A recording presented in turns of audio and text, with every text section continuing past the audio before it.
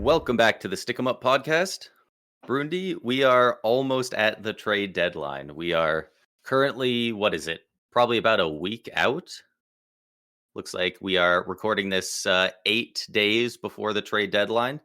And we have not seen any real before the trade deadline moves basically like since the Rantanen trade.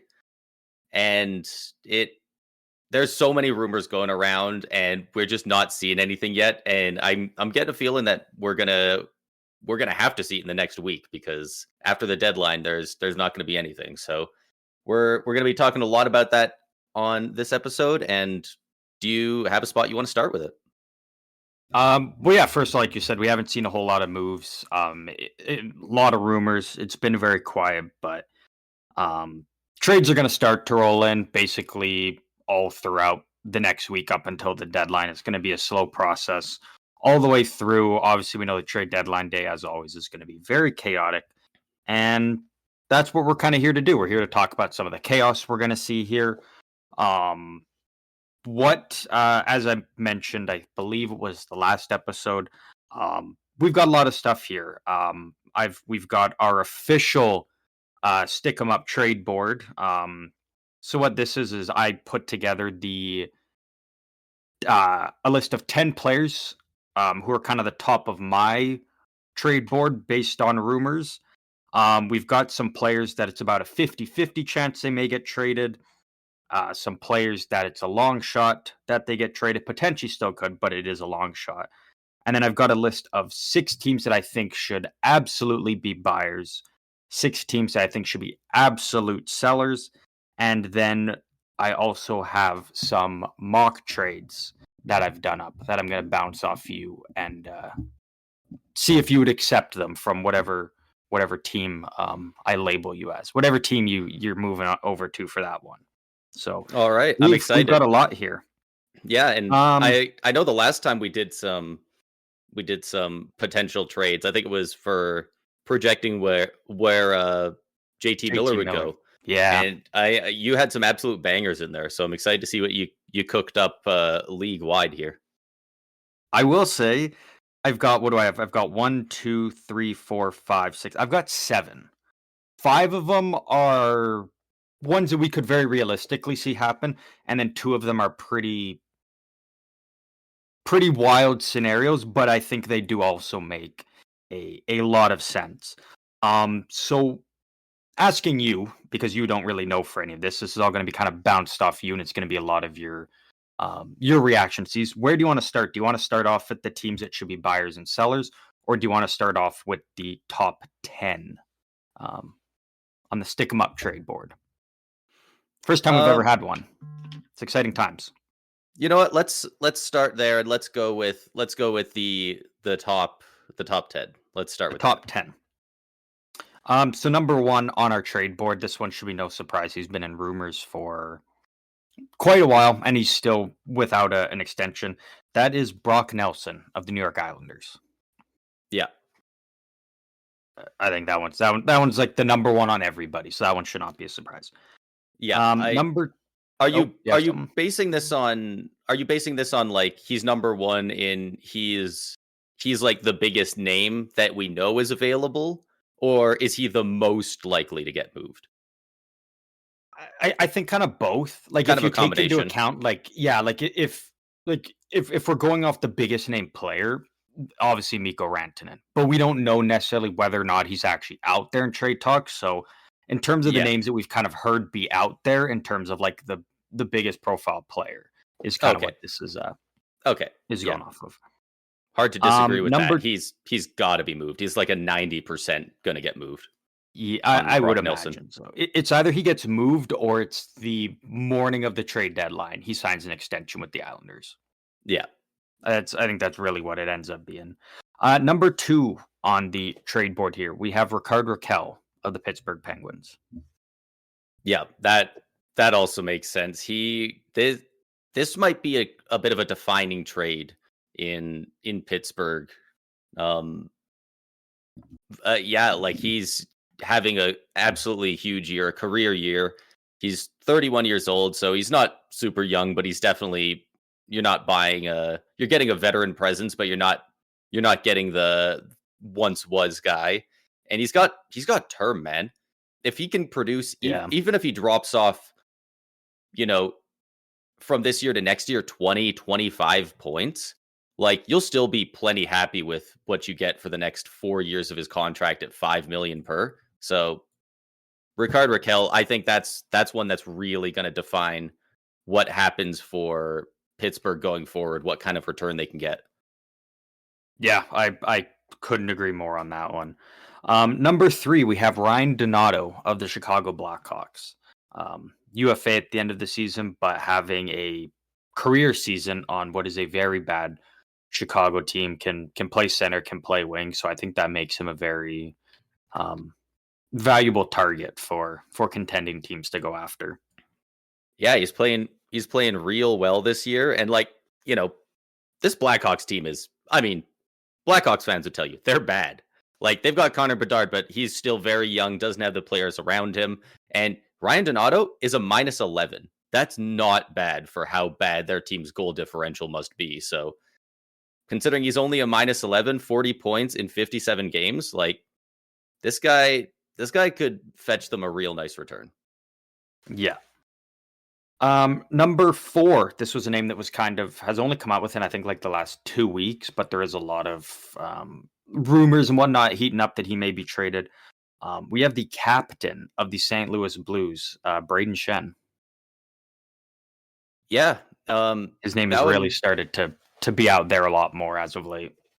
Yeah, it's circulating a lot, and actually, congrats to him. I believe he just played in his 1,000th game, like in the last week or so. So good on him for that.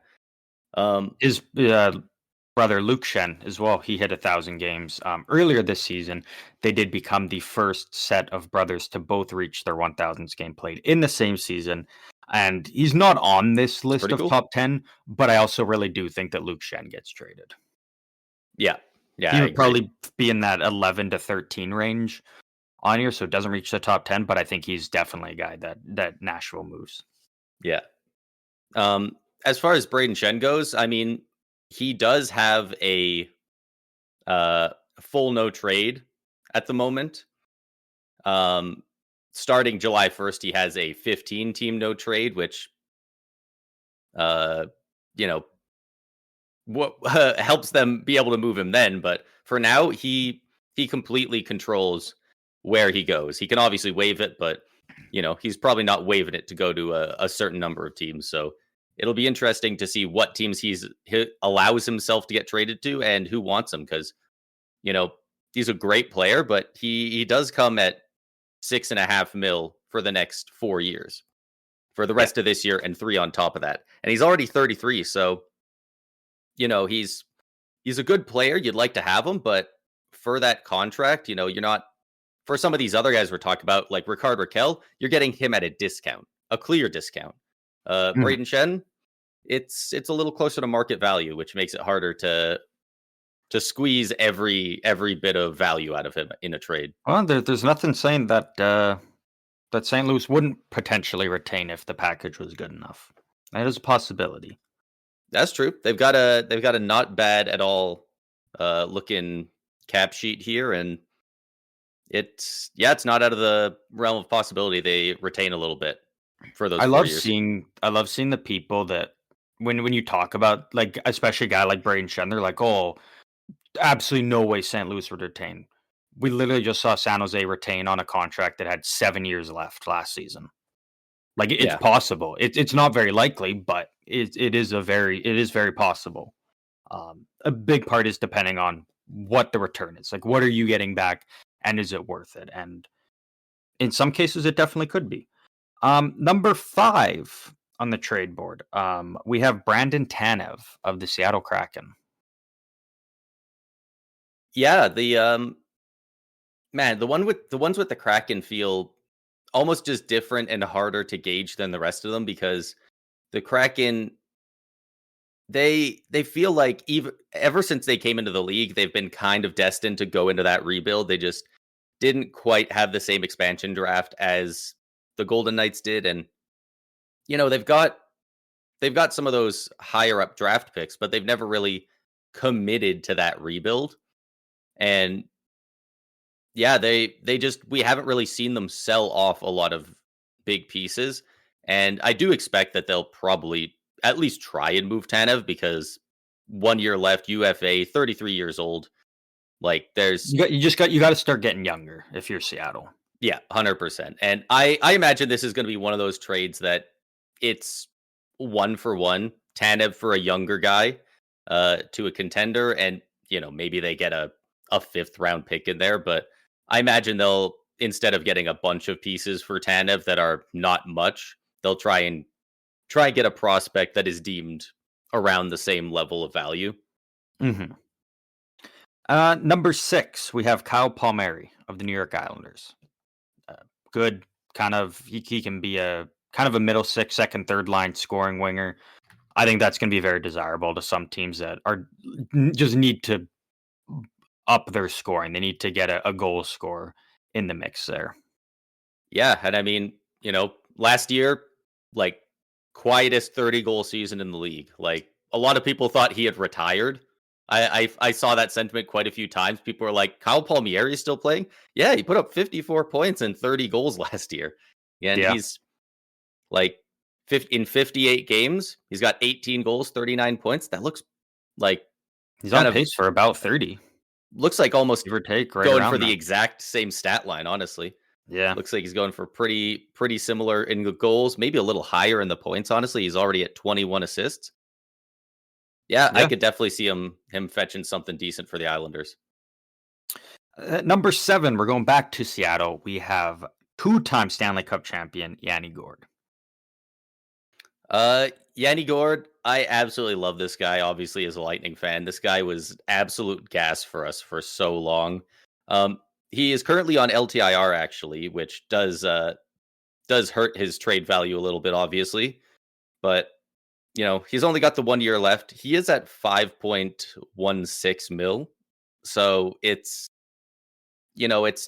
not as cheap as you'd like him to be. He's had a decline over the past few years. Seattle would definitely retain with him being in the last year. 100%. They should be retaining 50% on that. I assume they would. So it'd probably be a lot closer to 5 or 2.6, something like that. So I could definitely see a team taking a flyer on him. He's got a modified no trade, which is where the terms here. Wow, that's a lot of text. Wow, it changes so many times. Okay, it looks like it's a 22 team trade list. Okay, so a 10 team no trade list. Yeah, so they'd still have there'd be lots of options for them to move him, because I imagine and I think he is available, there's gonna be lots of teams calling for him. Yeah, I don't think they'd have a hard time moving him. No, I don't think so. But I don't think they would get. I don't think they're going to get a phenomenal return for him at this point in his career compared to if they moved him 2 years ago or something. But yeah. Number 8, we have Scott Laughton of the Philadelphia Flyers. Scott Laughton, interesting. A lot of these guys, obviously, kind of keeping an eye out in the league. I've kind of expected a lot of the guys on the list. Scott Laughton's not one I've heard a ton about, so that is interesting. I've not done my homework on him. But you know what? If they're willing to move him, like you could definitely get a nice return for him. Like is his contract expiring this year? Scott Laughton. He has he's got another year. He's got 2 years at 3 mil. Like that's especially if they retain and bring that down to 1.5 for 2 years. I could see them getting a. When you say that, do you mean the remainder of this year, next year, or like 2 years after this one? The remainder. I believe he's only. Okay, I was going so like say, I believe he only had 1 year. Okay, yeah. And I think there'd be teams lining up even more for that if Philadelphia is willing to retain. Yeah, and like Scott Laughton, he's only 30. Like he's kind of known as a vet around the league, but like he's still got some time left for sure. So even at the end of those 2 years, if you can extend them, like it's definitely worth taking a flyer on him. And no pun intended there, but yeah, I think that could be a real nice move for whoever picks him up. And especially if they retain and get that to 1.5 mil. Like, that is so cheap nowadays for a good player. Yeah. Like, and the cap, obviously, everyone's always saying it with any contract talk under the sun, but the cap going up like that barely eats into that money at all. Like, Yeah. I could see them getting a first plus back for him retained. Retained. Number 9, kind of similar to what we talked about with Kyle Palmieri. Good middle six. Winger score. Is a little bit on the older side, but is just had the best year of his career last year. We have Gustav Nyquist of the Nashville Predators. Yeah, he's a bit of a tough one. A lot of the guys in Nashville are kind of tough to gauge properly right now. But Nyquist making just over 3 mil for the rest of this year. Like, I think this is much more of a rental than some of the other guys that you might be able to keep. Yeah.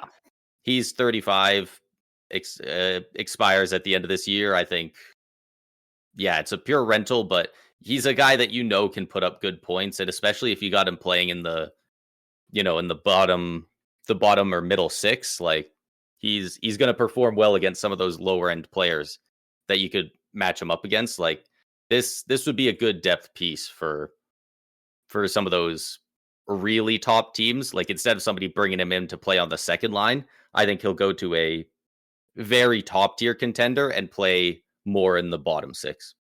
Yeah, that's kind of where I'm thinking with it. I think if he gets acquired, it's probably by a top contender, and it's for a third line role. And you know what? That's perfect. A perfect spot to slot him in, as you can get great value out of him there. Yeah. And rounding off the list here at number 10, we have Casey Middlestat from the Colorado Avalanche. This is a name that's been out there for basically a good majority of the season.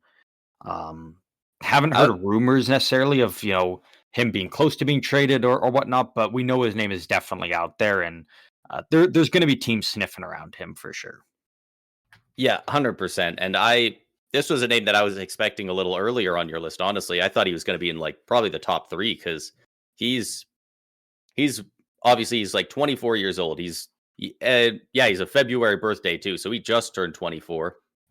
He's his career high was 2 seasons ago. He put up 31 goals, 68 points, again in Buffalo, which what does that translate to on a good team?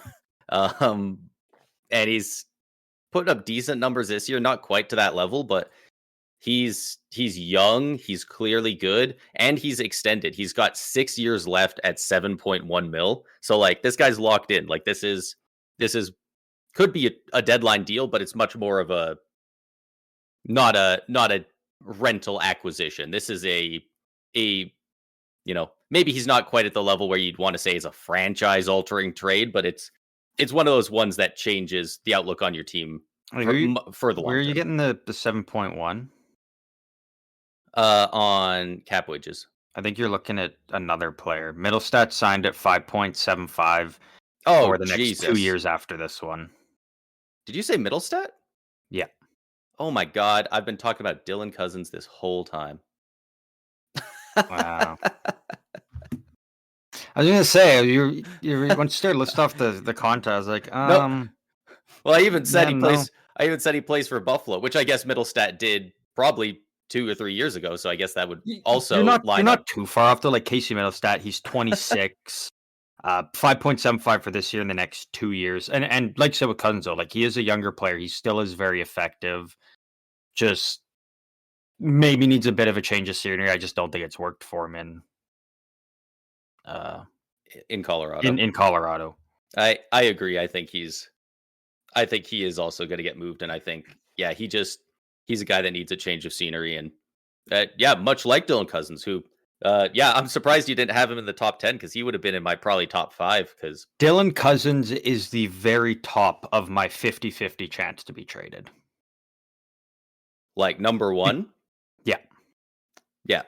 That makes sense. Because I don't think he's necessarily a guy that's like, these guys that we're talking about are kind of like guys that are like probably going to get moved or have a very good chance. Whereas Dylan Cousins, I'm like, it's a 50-50 because, maybe Buffalo does want to move him at the deadline, but they're not. They're like you mentioned. He's a young player. He's still effective. He's under contract. He's locked in. So they're not forced to move him, and Yeah, they're they only don't going to have to move do him anything. if they get an offer that they're like, well, we can't refuse. Like we can't turn that down. Yeah, but I do think that he's kind of stagnating in Buffalo, and if they're not careful, his at a certain point you can't trade him for near as much as you could right now, and Yeah. they've already got a lot of good young centermen. Obviously they got Tage Thompson, but they got a lot of other guys coming up through the system that they want to make room for, and it he's just not quite reaching the levels that you'd like to see in Buffalo. And Hmm. I have, of course, like yeah, if the best offer out there is a prospect that's probably nothing in a second rounder, you just keep Cousins. But if you're getting a legitimately good offer, then Yeah. I would. They definitely need to at least entertain it. But yeah, Yeah. I'm interesting to see if he gets moved where to, because that's that's one of those deals that you don't see too often with good players that still have the majority of their contract left. Yeah. So for the 50-50 player traded, do you want me to just kind of rattle them off? And then if you want, you can just tell me to stop at any point. Sure. As Kind of go as through you them a list each bit one, like, quicker. are you just gonna list them, or do you want me to say like just a quick yes or no on whether they get moved? Yeah, yeah, we'll do it that way. So we will start at the top there, Dylan Cousins. I think he does get moved. I think so. I'm not entirely sure where, but I Uh, think it does happen. okay, another Buffalo player, Bone Byram. No. I still don't fully get the hype around this guy. His contract's not great. He is one of the few defensemen that it sounds like is going to be available. Rasmus Ristolainen. Yes. Philly fans think they're going to get a lot for him. I'm telling you, you're not, because you are going I to have to retain 50%, and Yeah. just again, like sure he's having a good year, but most teams are going to view him as a bottom pair guy. You're bringing him in to be your bottom pair right-handed guy.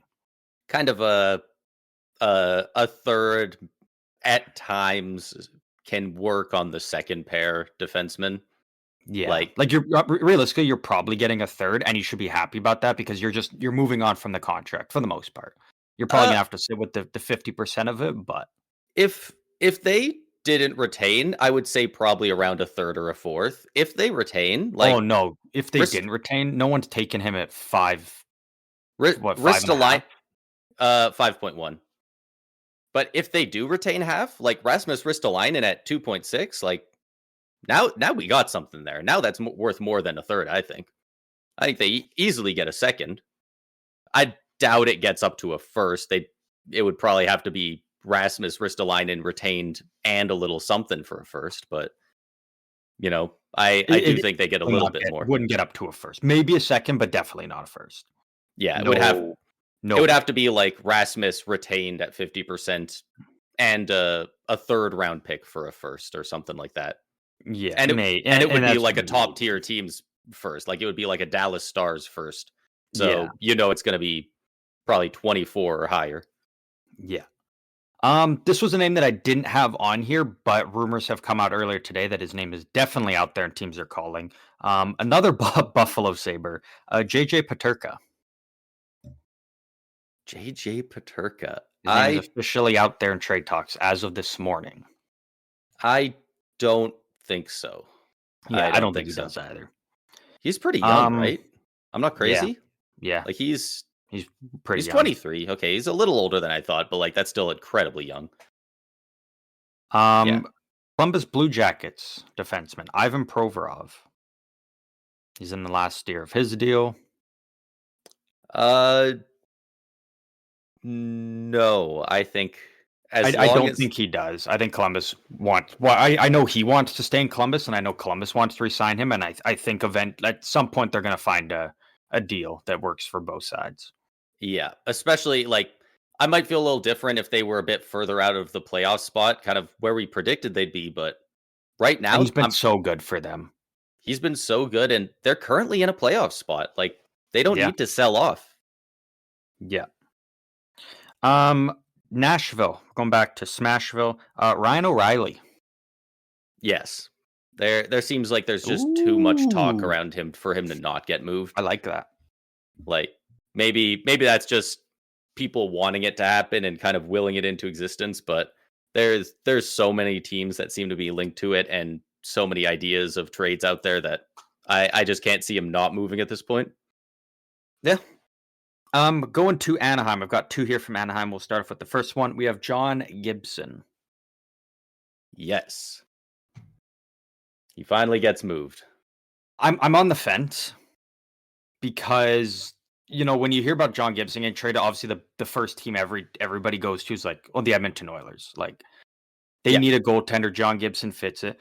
I heard Edmonton's not even interested anymore in John Gibson just because they're too worried about his injury history.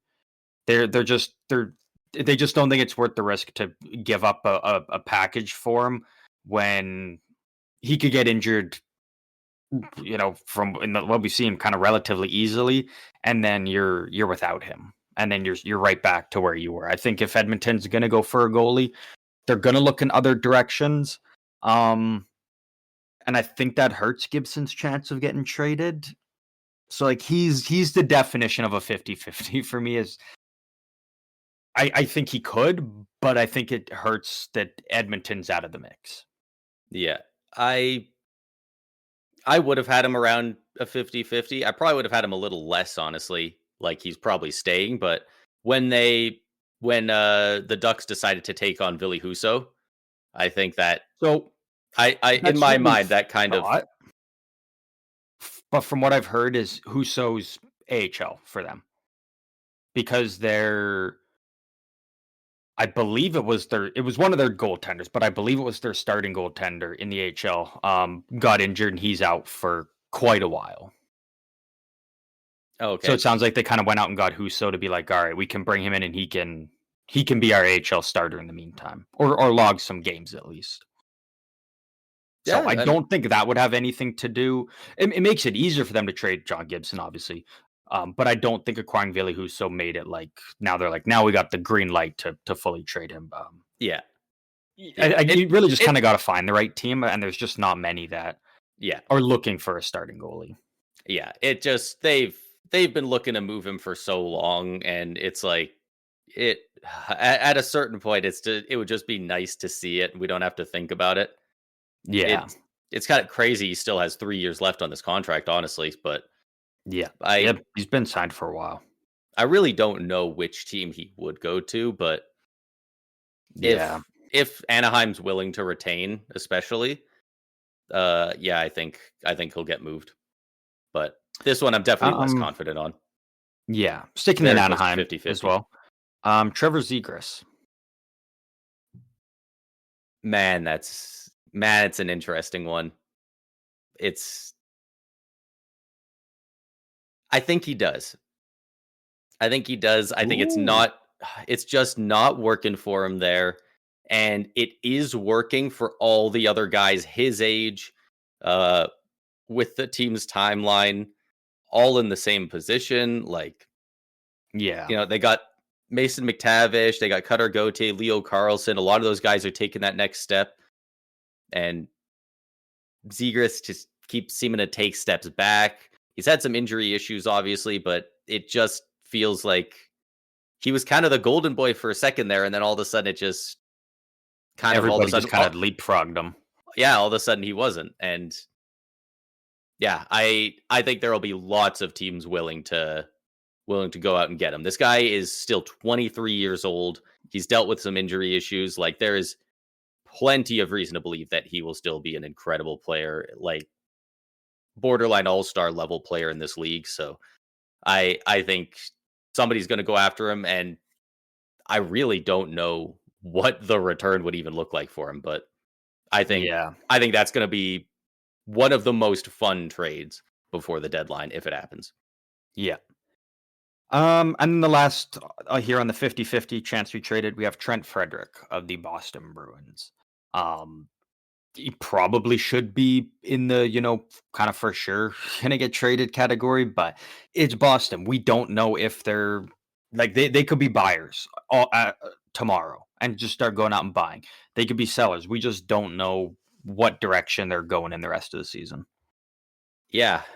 Yeah, it's so hard to tell with them, and I do believe a couple of a couple of games ago, I think 2 or 3 games ago that they lost. They're currently on a 5-game losing streak.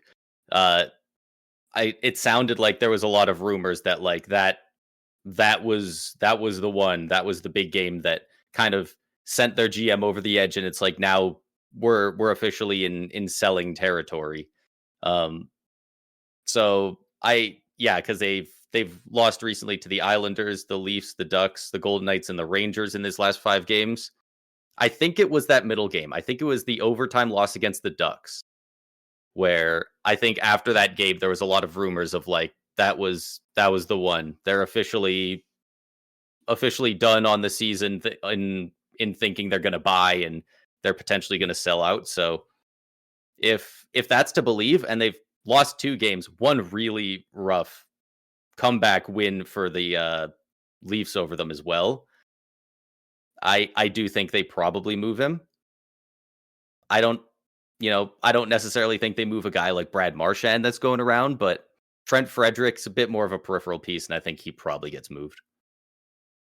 Okay. A lot of they Um, have quite a few expiring guys. Quite a few of them are FAs, and Frederick's a UFA as well. So a little bit easier to move on from him in that regard as well. yeah, yeah, that's actually a good point there too. Um, this last one here, we will quickly be able to kind of go through the long shots, as I got to imagine most of these you're gonna say no to. Um, I have a few players here. Again, these are guys that their names are out there. It's been rumored, but it's a long shot that, in my opinion, that they do get traded at the deadline here. Right. Um, I do not have Elias Pettersson on here, as there's been reports that the the Canucks aren't shopping him anymore. They've pulled him back, and that there's not a lot of interest anymore around the league. I would have said no to that anyway. I Yeah. think yeah, If he Elias gets moved, Pettersson it is would be an off-season thing, if anything. And I he's don't even think he gets moved at this point now. no, he's too good of a player to trade at his lowest point when he's worth the least. Like, could you imagine how bad it would be for Vancouver if they traded JT Miller and Elias Pettersson? They got fine pieces back, but not really anything game breaking. And then both those Yeah, guys go out and, like, have 90 to 100-point seasons elsewhere. That would be yeah, so brutal. yeah. And also, Sidney Crosby is not on this list, as he is not getting traded. Yeah, First I on would the have said list no to here, both. I believe he will get traded, but I think it'll be in the off season. We have Eric Carlson. Eric Carlson. It's, Noted that Kyle Dubas said he would trade Eric Carlson in a heartbeat. he did say that. Did say that I think somebody will pick up on him. I do think so. Yeah. at the deadline. Yeah, I Okay, think I he's like it. assuming he can be retained on, and yeah, I Oh, think you'd it's worth have it. to. You'd have to retain. Yeah, I think there's teams out there that would make that move if there's nothing else that they want on the block. Okay, and definitely a chance teams could shift to him because, like we mentioned, guys like Rasmus Ristolainen and Luke Shen. Like, there's not a lot of right hand defensemen out there, and if those two guys are already swooped up, definitely could see teams shift their focus to Eric Carlson. Um, Again, if there's no one else available, much like this other guy, Seth Jones of the Chicago Blackhawks. He even asked for the trade out. Allegedly, I'm not sure if that's official or not, but I don't see it. I don't Yeah, think. I don't either. It's one of those ones again. Like, I think if he does get moved, it's going to be salary retained. No one's eating that entire contract, and I think it'll be an off-season move. I think once teams are in the off-season, kind of work out their cap structure a bit more, as opposed to making a rash decision and grabbing him at the deadline. Yeah, that's just too much money, and still a lot of years. 9.5 mil at 6 more years still. Yeah, That's too big much boy to just do contract. do randomly on deadline day, and It's Yeah. he's a great player, but he's just not a $9.5 million player. That's such a steep price tag. Like Yeah. if he was And he's not having making fun losing on Chicago. no, like if he was making like 5-6 mil, like yeah, that's not that difficult to move. But If he's making Chicago's willing making to the big bucks. retain, like, and that's the thing, right? Is like, how much can you retain? Like, how much is Chicago willing to retain? A big part of that, I think, is what's the return at the end of the day. Like, if you can, if they get, retain, and the thing is, right? Like, it has to be 3.5 mil to get him down to 6, to where he's more desirable to teams. But then, like you said, that's for 6 more years at that point. Yeah, I any more than like 3 years just seems real tough to retain any real meaningful money. Anything more than like 2 mil, and this team, they want to be competitive. I mean, what team doesn't want to be competitive in the next 6 years? But he's also their best defenseman, and you you don't want to move a guy like that. I get it; they're rebuilding. High round draft picks are good, but at a certain point, you got to be good, and you already have Connor Bedard. Like they need to be good at some point, and trading out some of those lower down guys and Alec Martinez or something wouldn't be bad, but moving Seth Jones, I think that makes you too much worse, and you won't get much back, and you probably have to retain. Like You I have to retain, yeah. that like I hate to throw him under the bus because man, do hockey fans do it a lot, but like that screams like you're going into Buffalo Sabres territory if you move him. You're taking Yeah. on unnecessary cap retention. You're getting worse for draft picks that might be good, but even if they are good, if you don't have good players to surround them with, you'll just hurt their potential and their development, and then they won't be good. Like at a certain point, you just got to have good players. It is interesting though, because I've seen the narrative, and this is a narrative coming a lot from Chicago fans. Obviously, they understand like that it makes you that much worse moving Seth Jones, especially this year. It does give you a bit more cap flexibility, maybe get guys in the offseason. Chicago fans really, really, really want to finish dead last in the league. And that is because, first of all, they would love to get the first overall pick so they could have their pick of whatever of the 4 prospects they want. But they also want it because they don't want to finish like second or third last and win the draft lottery and move up to 1. Because we know Chicago is not going to be going for the playoffs next year. They're still going to be a bottom 5 or 6 team next year. And if they win the draft lottery, and when I say win, it's not like you finish dead last and you stay there like San Jose last year. Like you move up to first. You move up. If they do, that takes them out of contention for the next couple of years of winning the draft lottery and moving up. As per the new rules, you can only win twice in a 5-year span.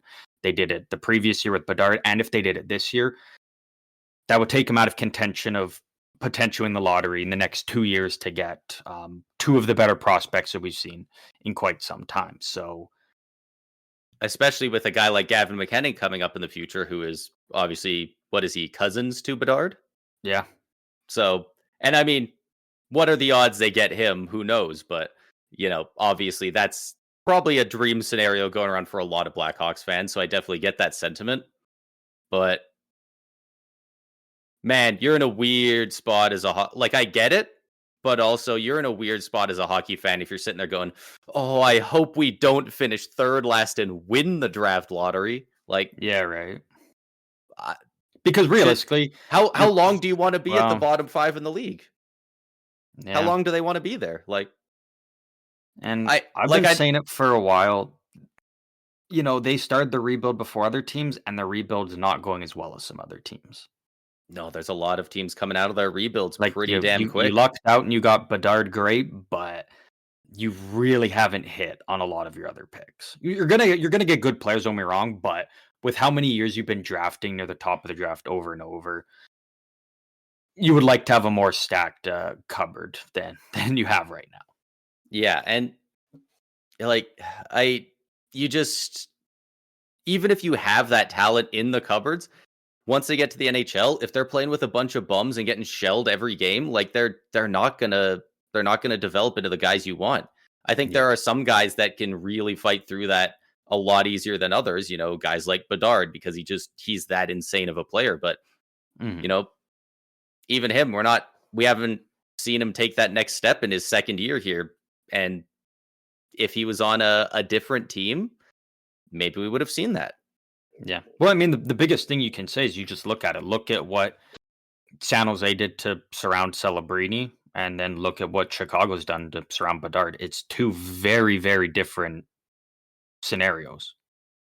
Yeah, like Connor Bedard, I think would be looking a lot better this year if he was playing with a Tyler Toffoli and a Yeah. William Eklund kind of situation than versus whoever he's been playing with this year. I'm kind of assuming Ryan Donato for stints this year because he's got that many points, but yeah, I don't think they can move Seth Jones right now, Yeah. but No. if they moved him in the offseason and they had plans for that money, like if they're, going after a Mitch Marner, hell, maybe a Mikko Rantanen, or if you're just looking to add more rental pieces that can Yeah. play, maybe not on those guys' levels, but legitimate Help NHL fill your caliber team out top a bit six. more. Yeah. Like get some Yeah. get some better players. Don't don't go into next season planning to be bottom three again. Like Yeah. if you end up there and you get a good pick, fine, but like that can't be the plan for the first 3 years of Bedard's career. Yeah. At some Yeah. point, you got to plan to get better. Yeah. Next on the long shots here to be traded, we have Brad Marchand, the Boston Bruins. No, I don't think Yeah, so. I I don't think, think he does. especially after the Four Nations, it's a very fun idea, but I I don't see it. I think teams would have to give up quite a bit for him. I don't think he wants to get moved. I think there's some places that he would be happier than others moving, but I think he wants to stay in Boston pretty firmly. So yeah, I don't see it happening. Yeah. Next we have Brock Besser of the Vancouver Canucks. It is reported Vancouver did offer him a 5-year deal at $8 million per year. Don't really know how Besser and his camp necessarily felt about it. But it is confirmed that he is looking for more term than that. So we'll see if Vancouver is willing to Do go you know more than 5 years. But do you know when that was offered to him? that's it sounds like it's pretty recent. Okay, Within the like last today. few days. Oh, okay, because I know a couple of days ago he said in an interview that it was frustrating that he hadn't really had contract extension talks and offers or anything. So I wonder if he said that and they pretty quickly put one together. But Yeah. I is it a little too late for a trade? Is it too late for an extension? Ah, why they're willing to go 5 years at 8 mil? If he wants more term, is that year 6, 7, 8? Is that really going to be that bad for him? I don't know why. If he really wants that, I'm not totally seeing why they don't want to offer it to him because he's 28. He's not he's not old. That's not going to be like bad. Like his eighth year, if he signed for 8 more years, he would be what 36, 37.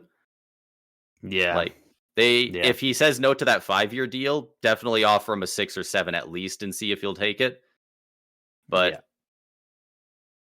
probably, you know what? It just feels wrong in Vancouver right now. A lot of stuff's going bad. This team might have a whole new identity going into next season. I'm gonna say he gets traded. Gets traded. What about his teammate, Thatcher Demko? Another long shot to be traded here, but looking more and more likely with the recent signing of or extension given to Lankinen. I am gonna say no, just because he's injury prone. He's currently on IR.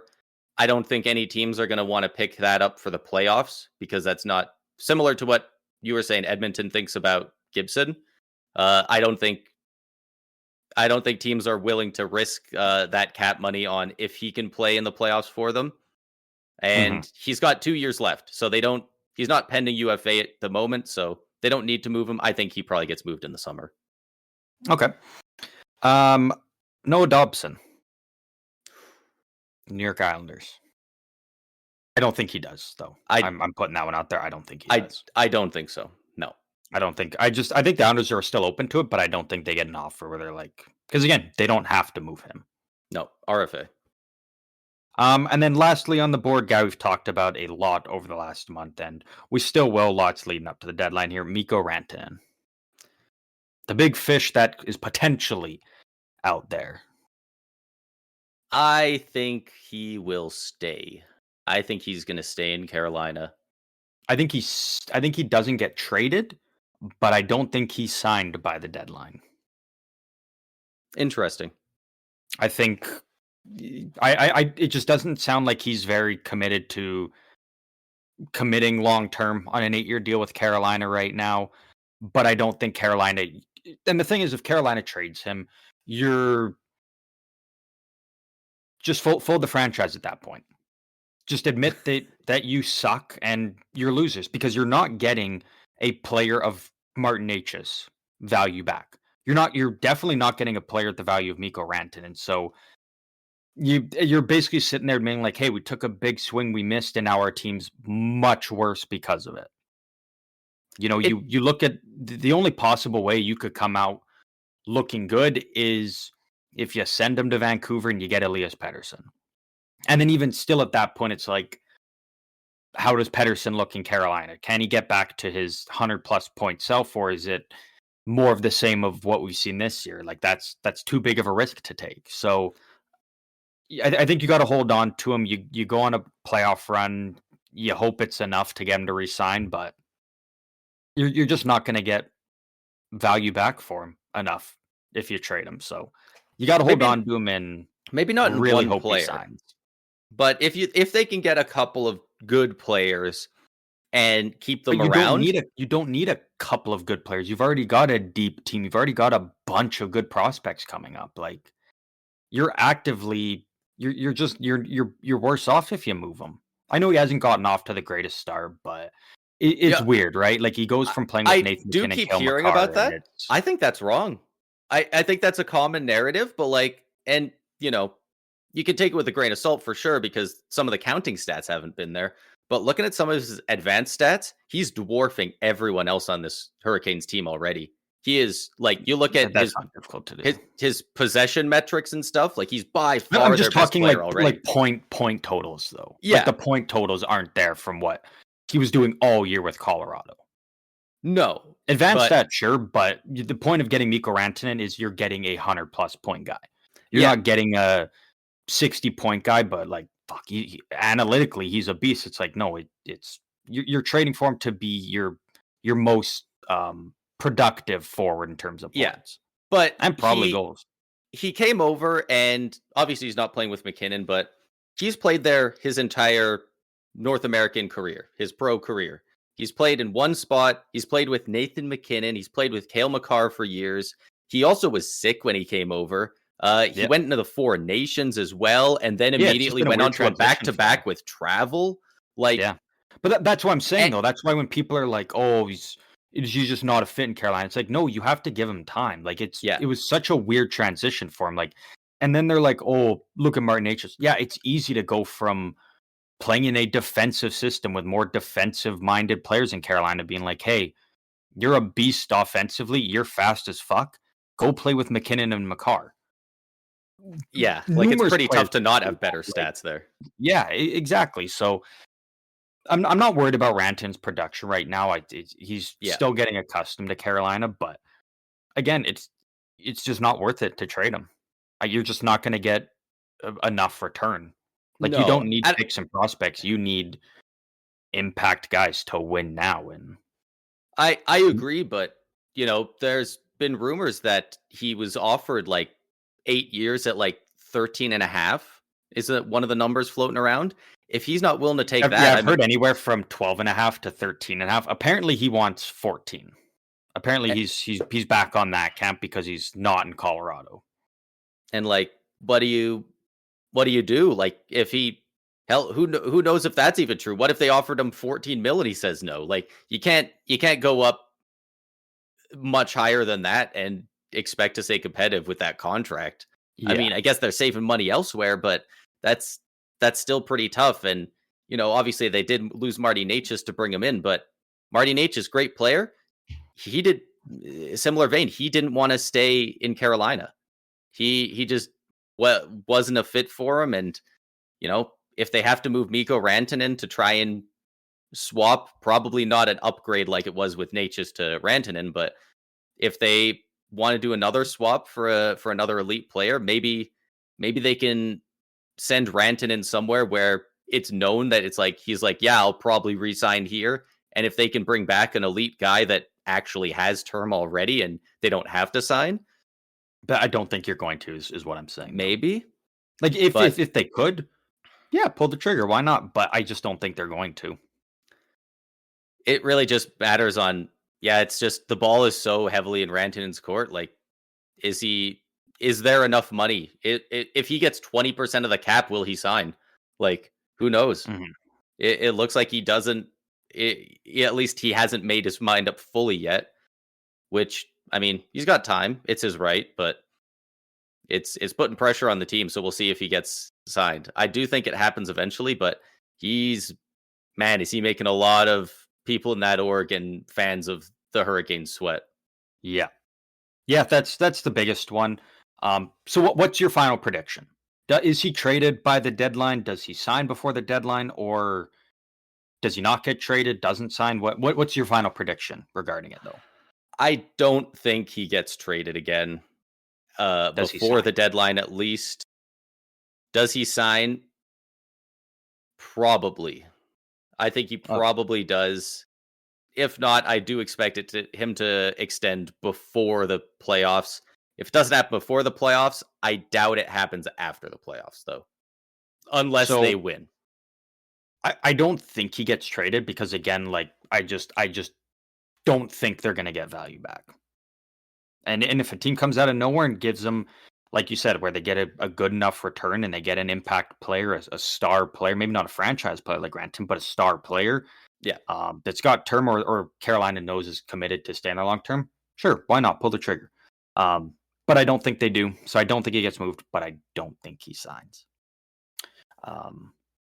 And it's tough. I mean, at that point, once the deadline's passed, he could just be like, "Yeah, I'm not signing. I'll ride it out this year. Let's go for a cup." And at that point, he could just be committed to going to free agency. Like it's a weird situation. What started off looking like a home run for Carolina is starting to slowly look worse and worse.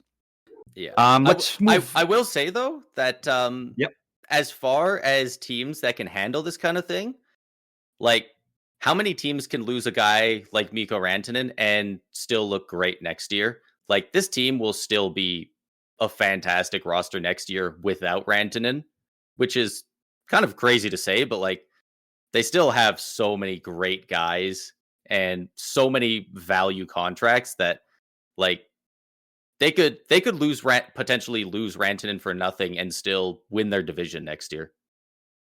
Not a lot of teams could withstand something like that. And obviously they traded for him, so like they already had their pieces and brought him in, but that's still a lot of talent to be able to lose. And even if you do, still a huge L to take, but it doesn't sink the current position of the team.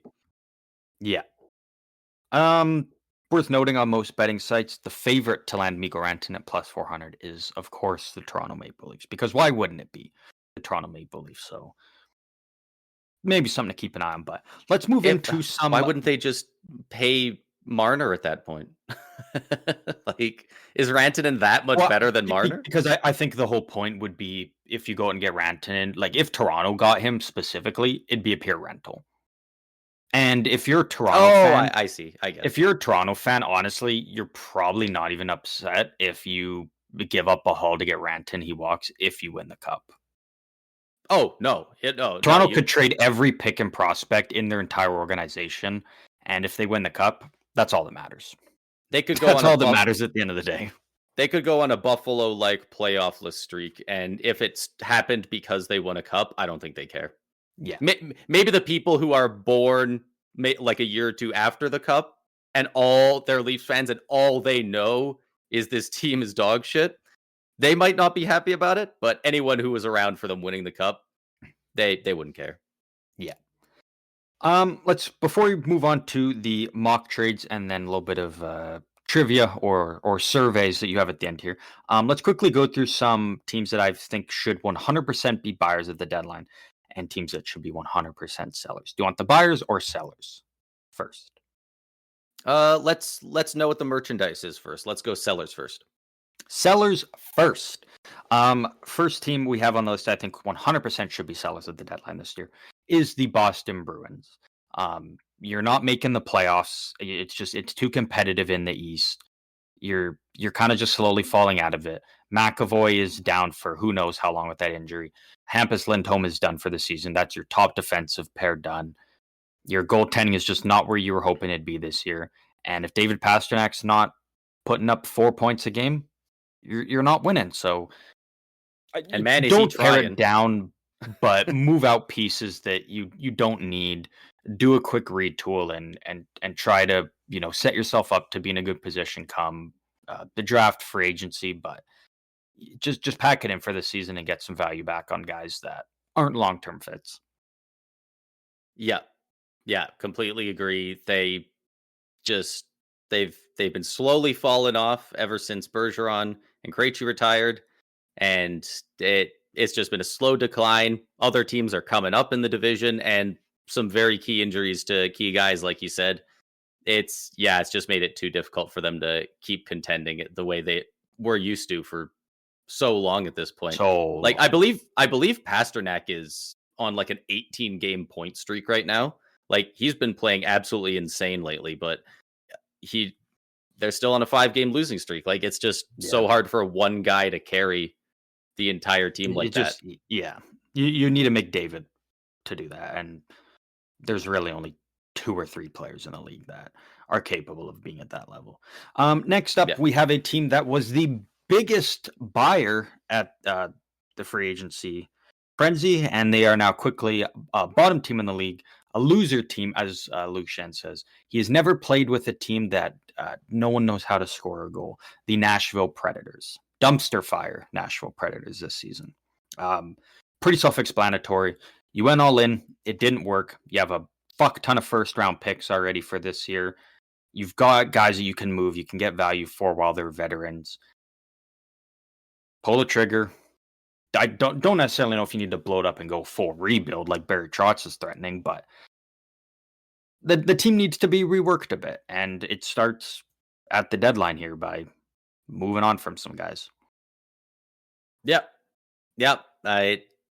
Man, is it brutal over there in Smashville, but they bought so hard. It's just crazy how bad they've been. Like if they miss the playoffs just slightly, that would suck, but the pieces are there, right? No, man, they're down there. Like just absolutely brutal. They're looking to finish with a top draft pick this year and their own first round pick, not from another team. The next 2 teams here on the sellers, 2 teams that are kind of in similar situations. They're kind of in middle of the road. They're like, oh, we want to be contending, but it's like you probably should be.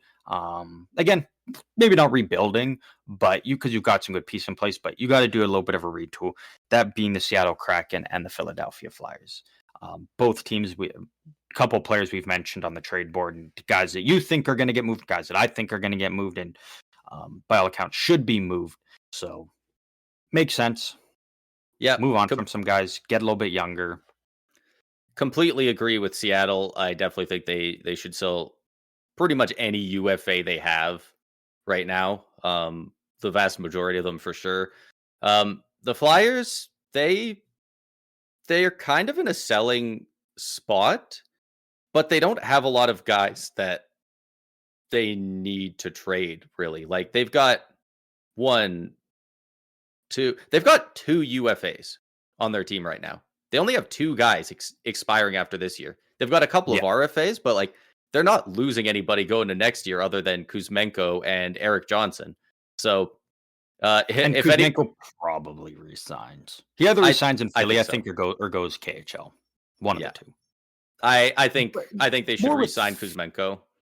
Yeah, but more with Philly, it's capitalize on the value, especially because apparently there's a lot of value and interest in Ristolainen, and move him while you still can. Yep. Scott Lawton, I think you move him now. Well, you still got another year on his deal. You retain a bit. You just you capitalize on the value while it's there Yeah. instead, because you're not a playoff team next year. You might be more in the fight next year, but you're not a playoff team next year. And the older those guys get, just the less they're going to help. And again, just capitalize while the value's there, and don't prolong it until you're trading them for peanuts, and then it's like it's just value lost. Yeah. Capitalize on it, get a bit younger, gives you a little bit more money to play around with in free agency to bring in maybe more of an impact guy that you need. And Scott Lawton for 2 years at 1.5 mil. From most contenders, that gets at least a first rounder, right? I think so. I think to the right team. I don't think all contend teams would be willing to do that, but I think for the right team that's desperate enough, and especially if there's a team that maybe is interested in another guy that they miss out on, I think they would definitely be willing to. Yeah. And if they were to do that and pull that off, like that would put the Flyers at 4 first rounders in this draft and 4 second rounders. Which is why So and for a first rounder, that's not the deepest, in my opinion, outside of especially the heavy top 4 and the top 10. I don't hate doing what the Flyers did um, last year. You go out, you trade a guy for when you traded Sean Walker to get a first. You asked for the first in the following year. So I don't hate the idea of if you trade Scott Lawton, do it for a 2026 first. Or if a team is necessarily like, oh, I don't know if we want to do it first, be like, all right, a conditional 2026 second. And if you make the West or East finals either this year or next year with Scott Lawton, then it's bumped up to a first. I think instead of going all in on the draft this year, add another first in next year. Take your 3 firsts this year, and then take your first and that other first, and have that stocked up for next year. I would Spread it out, spread the wealth a yeah, bit. that could definitely be good. I was kind of thinking they grab another first for this year, and then you pull one of the moves at the draft where you pick whichever of the 4 firsts that you want. You pick maybe 2 of them, hell, potentially 3 if you're really swinging, and you move up to that, you know, top 10, top 5 area. Like try and get way up there. Yeah, yeah. A team like I don't have the standings right here, but maybe the Canadians. Where do they end up in the season, right? Maybe if they're picking 6th, then they're like, I mean, how many high overall picks do we need? They've already got most of their guys. They just need them to develop at this point. They might take a an 11th overall pick and a 20 something overall for that 6th or something like that. Yeah, I don't hate that route if that's what the Flyers take. Yeah.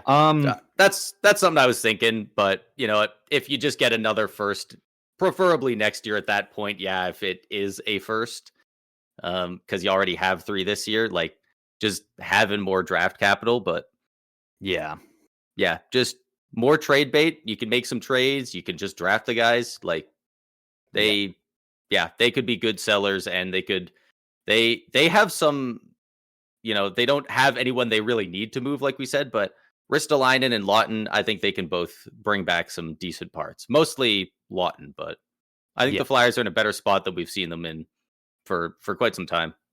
Yeah. Oh yeah, 100%. Next we have the St. Louis Blues. Not making the playoffs this year. You have a lot of good young pieces already in place.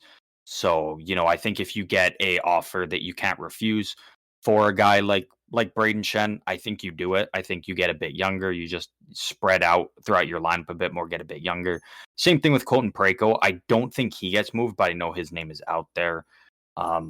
Basically, it's just I think you kind of some of your older veteran guys, you kind of field what's out there and just see what's available. And I think if you get the right offer or something that's good enough, I think you do it, because again, the whole plan is to get younger. You've kind of done this retool where you haven't had to tear it down for a full rebuild. And I think capitalizing on some value, some players, and continuing that trend, at least for this year, I think is the direction you take. Because again, Yeah. you're not a playoff team, so Yeah, I keep doing what you've been doing the last couple years because it's been working actually very well. Like you haven't been a necessarily a playoff team, but you've been a competitive team. You haven't been a bottom feeder, and you've managed to keep getting younger and getting good players into your lineup.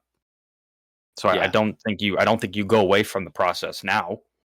No, I think and I think they're gonna have a really fun off season because the exact opposite of the Flyers, so much of their team is a UFA, not in this offseason, but the next offseason. So July 1st, they'll be able to extend Matthew Joseph, Dylan Holloway, Alexander Texier, Oscar Sundqvist, Toropchenko, like Nathan Walker, Zach Bolduc. Like they have so many guys here. Philip Broberg, Nick Leddy, Cam Fowler. Those last two probably don't get as long of extensions as the rest, but Mhm. there's some good pieces in there that they could lock up for Yeah. a Oh yeah. good while. And this team is going to look very different going into next year, I think, at least in their cap situation wise, depending on who gets extended. I think moving out the Shens, I don't know if anybody really wants to buy on a Cam Fowler or a Ryan Suter, but if Colton Parayko, if people are asking for the right thing, maybe. He's 31. He doesn't quite fit the timeline, but he's probably your best defenseman. Probably not going forward. Like Broberg will probably take that pretty soon, but at the moment, he's probably their best. At the moment, right now, I think he is their top guy. Yeah. Yeah. Everything you said makes sense for St. Louis, and again, I think that's the route they should take. I don't know if they will. And lastly, for the last seller we have here, Buffalo Sabres. I mean, pretty self-explanatory. I think you've got a lot of intriguing pieces. You've got a young team, so I don't think you need to go out and grab all these picks and prospects because you have that. I think if you're moving guys like Dylan Cousins, like Bowen Byram, like JJ Paterka, Alex Tuck's not getting moved. I You have hear a that player from Buffalo constantly. that wants to stay there. Why would you move him? Yeah, You have a hard time getting people they that want shouldn't. to play in Buffalo, and you have a great player that wants to stay there. You don't And move him. he also asked out of Vegas of all places, notoriously successful. Uh, you know, nice place to live. They got the whole tax advantage. They're such a destination team, and he said, "I will happily go to Buffalo." Yeah, Like a why? losing Buffalo franchise. Like I keep hearing people all over online saying like I think my team should go for Tuck. I think my team should go. Buffalo should say Tuck's not for sale. Like Yeah. what? Like I don't know why they would. He's also 28. Like he's a bit of a veteran presence comparative to this team, but he's still young, so he's not a guy that is aging and you need to get out either. Like there's no Mhm. reason to move Tuck. Like if they want to move some of those other guys that have been around for long enough that they clearly need a change of scenery, a Cousins, Jason Zucker is a UFA, Jordan Greenway's a UFA. If you don't plan on extending those guys, then ship them out for whatever you can get. Yeah. But yeah, don't go out and get freaking draft picks. You've had draft picks. It, draft picks don't make the playoffs. Go out and you know what? Hell, even if you're just freeing up the cap space and you're taking a flyer on some guys that you might not be able to re-sign, like do Yeah. your best to try and do it. If not, you've got cap space going into the offseason. Yeah. Or get the picks and flip them in another trade. Like do Yeah. not Just go get more impact players. yeah. If you do get draft picks back in these trades, it's as a trade piece. Do not go and draft with your extra draft picks. You don't need Yeah. to. Yeah. The pieces are there. You've got your prospects. Now it's the time to start actually building up a competitive roster again. Yeah. Let's move over to some buyers. These are teams that I think should 100% be buyers going into the deadline. And for some, I've got areas that they should address. First one, Washington Capitals. I mean, that one's just self-explanatory. I don't necessarily know what they need, and I don't think they necessarily need to make a move. But when you're one of the best teams in the league, one of the hottest teams right now, I think if there's a piece that you can get that makes sense for your team, I think you do it. But again, it's been working so well, you don't necessarily have to, which is kind of why I have an asterisk beside theirs. Is if the right moves there that works for you, make it, but don't feel compelled that you have to just because you're the top team in the East. Like because what you've got right now has been working, so you don't want to mess with it too much. Yeah. Yeah, I don't think they need to go out and make any crazy moves. Like, if anything, mm, well, I don't know how much they get back for Charlie Lindgren. So even though he's a UFA, maybe they don't need to move him. But yeah, I'm not really sure what this team would do. Like they're solid top to bottom, and it's working. And I think there is also that lingering fear of everyone, including themselves, kind of expected to be pretty low down in the standings this year. So I think they should also be a little concerned of, if they sell a bit of the future to buy now and they don't win, like you know, who knows how good they'll be next year. The Rangers won the President's Trophy and then look at them now. And we expected the Rangers to be that good. This is a team that out of nowhere caught magic and has been great. Like above any buying or selling, they should be focusing on extending Jacob Chikrin. That should be their focus, I think, more than Yeah. any buying or selling. Yeah. Oh yeah. That's a big part of their team, and they definitely should go pretty hard in on finding a way to keep him. 26 Next team years I old. have, He's been around for yeah. so long. I really thought he was a little bit older than that. Next team on the list here that I think should be a buyer, the Detroit Red Wings. You have been a bottom team for so many years of drafting high up. You've got a lot of good young pieces already established in your lineup. That is your core now. You've got good young prospects still in the mix coming up. Um, Go get guys that help you win now. Especially looking at where you're at now, you're finally in the hunt for a playoff spot, in a good spot considering Currently in the um, playoffs. Brady Tkachuk just broke himself going all out for his country, which full respect to him for doing that. But that does hurt Ottawa. We don't know. He's not out long term, but he is out right now. And when he's He out, did that say hurts. he did say earlier today actually that he will be playing in the Senators next game, which is Okay. on Saturday. So Brady Tkachuk coming back. Okay, so that helps Ottawa. But again, you're Detroit. You you don't need more. You don't need to be selling off guys to get picks, get prospects. Your goal is to just get into the playoffs, right? Yeah. Like they made their first mid-season coaching change for what the first time since like 94 or something, like a long ass time.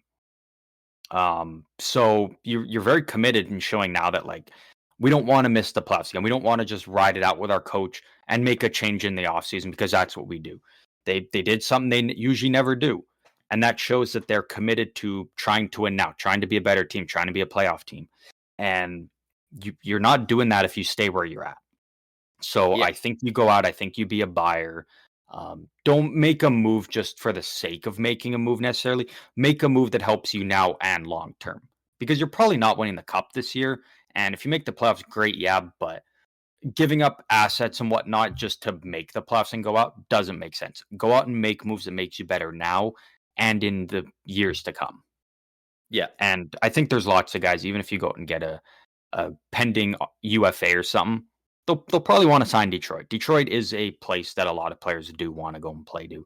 And with how young and bright their future is, it's a desirable place. So I think they can definitely make something work. Yeah. Yeah, I completely agree. And at the moment, they are currently in a wild card spot. They have 66 points. They're tied with the Blue Jackets, who also have 66 in the other wild card spot. And then below them, it's the Rangers, Senators, and Bruins all at 62. So they got 4 points on all the teams on the outside looking in. The Red Wings, they're 7-2-1 in their last 10. They're on a bit of a heater. Like things are looking good. Build on that momentum. Don't let it go. Freaking don't don't give Brady Tkachuk coming back a chance to rally the Sens ahead of you. Like, stay ahead of them and go out, add a good piece, and yeah, try and stay ahead of the curve because those if you're not buying, I bet the Senators are. I bet the Senators are going to buy, and that should scare the Red Wings. Yeah.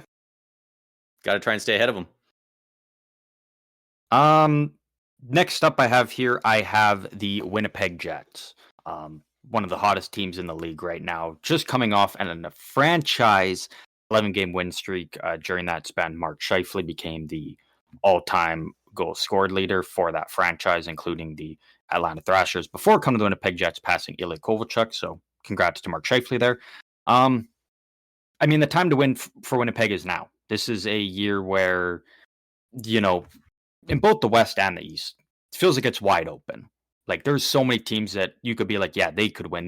There's not like a true powerhouse. It's like they're the clear top dog that you don't want to go up against.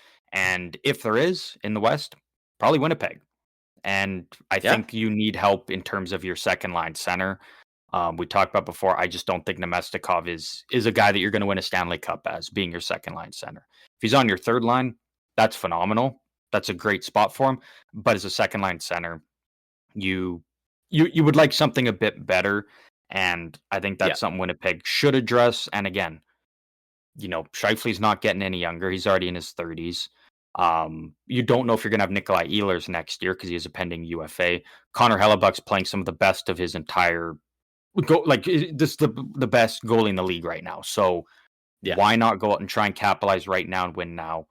Now's the time to do it for Winnipeg. So I don't see them being a better team in the next several years. Like, I don't see them being like better than they are now. I just don't. Like, they've been so good, and like you said, they just finished an 11-game win streak. Like, if you don't buy now, what the hell are you waiting for?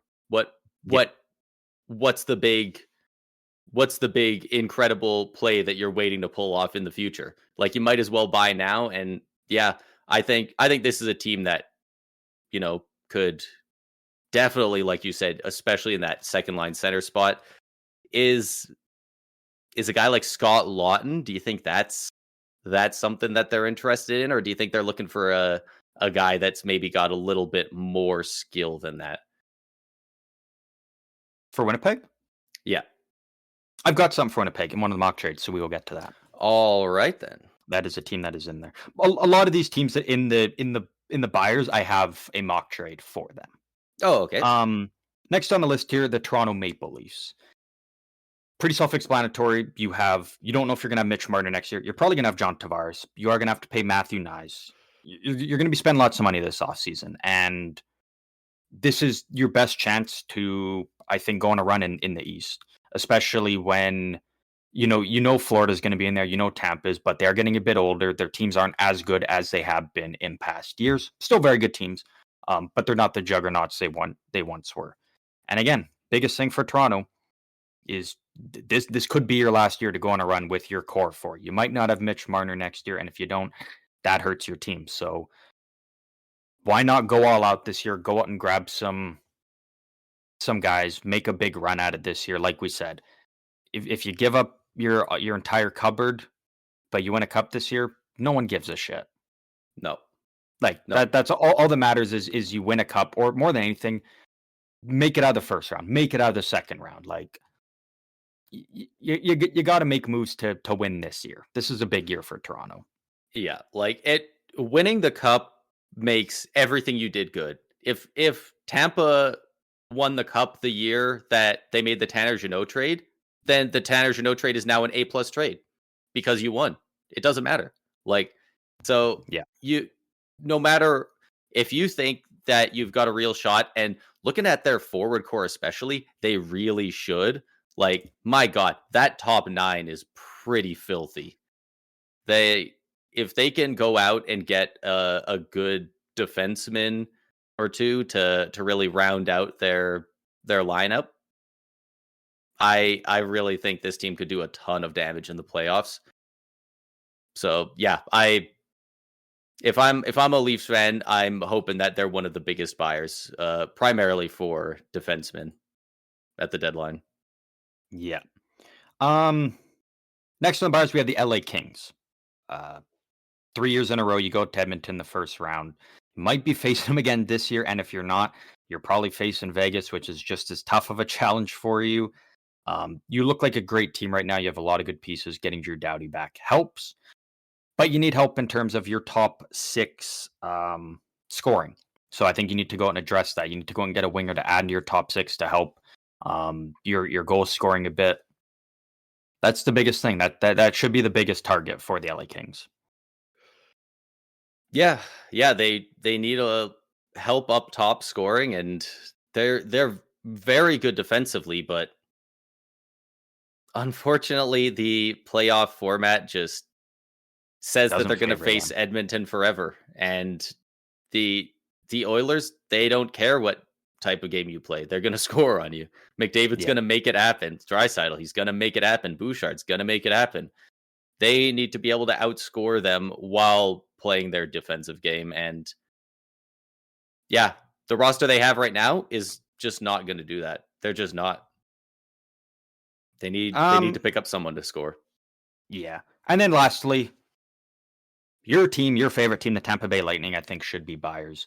Again, I think they're a very good team, but when you look at the road they have up against them, you're going to be playing probably either Florida, Toronto, round one. Round two, you're probably playing the other team. It is a tough road ahead. Very good team. Lots of Stanley Cup champions within that locker room. But I think you do need to bring in a piece or two to really help solidify yourself and put yourself in a better position going up against teams like Florida and Toronto. Yeah, And they're in win now mode. Like, you don't need more picks and prospects. You need to just bring in guys that are going to help you win now. Yeah, 100%. And there's only one spot we really need help. Like, our blue line is fine. It's great, actually. Like, we've been running 7 defensemen recently. Daily Faceoff has Nick Perbix listed as our 4th line right winger because we've been running 7 defensemen and 11 forwards. And like, Vassie's holding it down to net. Johansson's good enough when he's in as the backup, but that doesn't really matter for the playoffs. It's the forward core. And Yeah. our top 5 is absolutely locked down. The second line right wing spot could definitely be upgraded. Right now we got Zemgus Girgensons in there. I believe he has 1 goal for 4 points on the season. Well, don't you worry. We have a mock trade that'll take care of that. All right. So we're at the big meat and potatoes of the episode here now, the moment everybody's been waiting for. We do have the mock trades for the deadline here. I did change one because I did have a Trevor Zegras mock trade, but I did have to scrap that one as of like 20 minutes ago or something. Kirby Dach is officially out for the remainder of the season again after undergoing knee surgery, so that kind of really hurts the Trevor Zegras mock trade that I had done up. But I did come up with another one that I think will be just as good, if not better, to fill that spot. All right. So I did mention pretty much all the buyer teams that were mentioned will be in here. I didn't have Edmonton in the buyers because we know that they're going to be buyers. They should be buyers, so I didn't feel the need to address that one. Yeah. So start off with the biggest name on our trade board here. This will be me proposing this to you. You will be the GM of the Winnipeg Jets. I will always have you be the team that will be acquiring the big ticket player. Okay. And so I'll throw the offer to you, and you tell me if you like it and if you would accept it. So you are the GM of the Winnipeg Jets. I'm proposing to you, I'll be trading you Brock Nelson to fill that second line center spot for you in exchange for a 2025 first round pick, forward prospect Colby Barlow, and a 2026 third that becomes a second round pick if you reach the Stanley Cup Finals.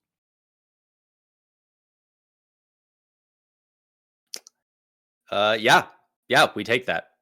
Like, it's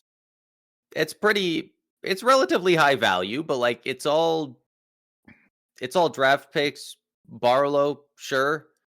You've got other 4 prospects that have jumped over him at this point, so yeah, plenty of other prospects like that. You shouldn't want to be giving up Chaz Lucius. Let me tell you that. No, that jersey's gonna sell like crazy. That jersey's gonna sell like crazy. Yeah, no, I think it makes sense. Hammer that. That's exactly what Winnipeg needs is a second line center. And again, a little bit to give up, but you got to remember, especially on the deadline, a lot of teams are going to be surrounding Nelson, and that's going to drive the price up. So Yeah, I think this is a deal that the Islanders would take, and I think Winnipeg would do it as, again, it fills their biggest need.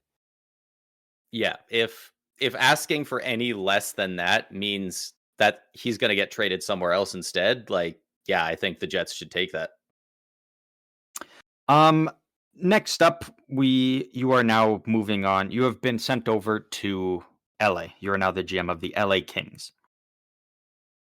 You need top six scoring for the wingers. I messaged Commissioner Gary Bettman and asked to change to a different playoff format. Yeah, that'd be your first thing, and you know what? I would support you in that. I am offering you Rickard Rakell in exchange for Alex Turcotte, a 2025 first-round pick, and a 2026 fourth-round pick. Turcotte, was it a fourth and a sixth? A first in 2025 and a fourth-round pick in 2026. So a first this year and a fourth next year. I think that'd probably be a no. Really? I love Rakell as a fit for them, but I think Turcotte's a little bit too much. He has currently been recently playing in that top six, so like his spot would be getting taken over by Rakell. So he's like he's got like one assist in his last really like adding 15 to the depth. Games. I guess. I mean, maybe I'd have to take a look at his counting stats, but they're giving him more minutes clearly because they think he can be the guy that they drafted him to be. I think he was fifth overall pick, and they're finally starting to see some growth from him. They've given him stints in four straight seasons and got per season 0 points, 0 points, 4 points. This year he's up to 20 points. So like he's actually starting to show something, and I don't think they're going to want to be giving up on him just yet. Yeah, he's just kind of starting to trend in the right direction. So I could see the hesitation there. Yeah, I really like Rakell as a fit for them. If it was a first and I don't know what else. Like, obviously, I love that for the Penguins. I don't know what else the Kings would have to add to make that work otherwise. But, I think similar value that basically just isn't Turcotte. That's not one of their young guys that I think they're hoping to be a future piece going forward. I think that would I could see that. I could see that. You were going off to Edmonton next to be the GM there, where I assume you will be hoping the playoff format stays the same. Yeah, keep it the same. It's working. I'm offering you Ryan Donato from the Chicago Blackhawks in exchange for a 2025 second-round pick. That would be St. Louis's second, and a forward prospect. I don't really know the exact forward prospect, but doesn't matter. Deal. Yeah. And I think that's a deal that makes sense for both teams. I don't even hang up and call Gary Bettman. I add him in, so it's a 3-way call, and do it immediately. I don't give you a chance to go back on this. Yeah, because again, I would be so excited. I don't think Chicago gets a first for Donato. I think he brings a lot of value, but when you look at what's out there and what the price for a first, like we saw Mikael Granlund go for a first. So Donato's not getting a first. Yeah. But I think if you get a second prospect, I think that's exactly what Chicago is looking for. And Edmonton, Ryan Donato is exactly the type of player you want to add into your middle six. So, yeah, 100%. I would absolutely love that for Edmonton, and it's still pretty good for the Blackhawks, all things considered as well. Like it's the perfect kind of market to be buying on a guy like Donato, because you'll get him for cheaper, and he's still like he's making $2 million a year. Like that's so cheap. That's so incredibly cheap for a guy putting up good points and playing a responsible game. Like, and I don't know if they have retention slots, but like hell, like if you really want to nickel and dime them, and hell, I'll throw in an extra third or a fourth, get them for $1 million. Yeah. Like, yeah, maybe they're not done at the deadline if they do that as well.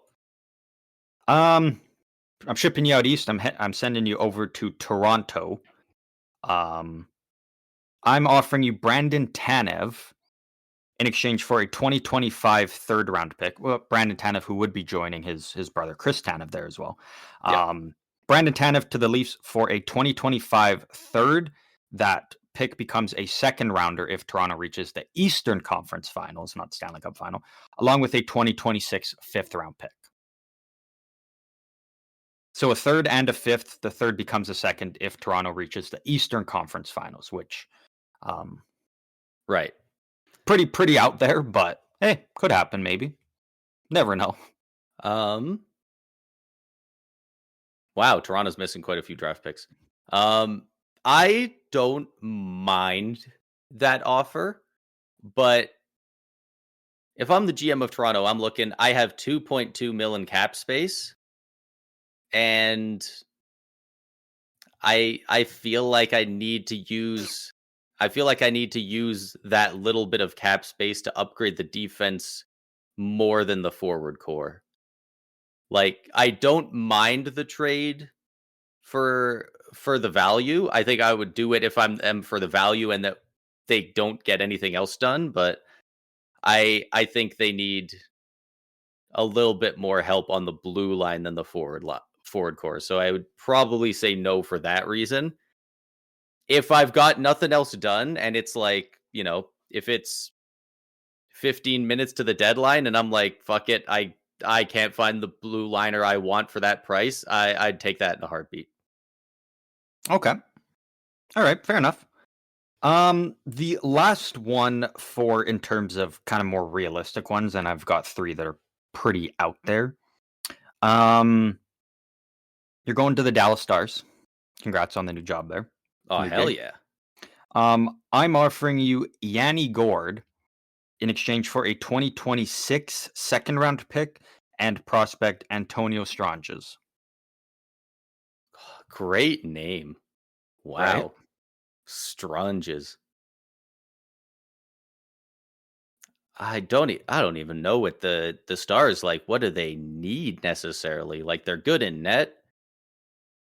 They're mostly good on the blue line. They're pretty damn good on the forward core. Like, obviously they're in a spot where they definitely want to be buyers. The thing for Dallas basically in this one for me was they don't necessarily. I mean, yeah, you would like help on the blue line, but it would need to be on the right side, and there's not a whole lot out there. Like they've been linked to Seth Jones, but again, I just don't see Seth Jones being moved.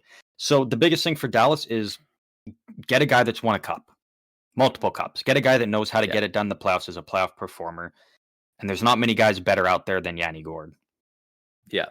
Their thing is basically just bringing in proven winners into that locker room. So if I get this call, you're the GM of Seattle. Yeah.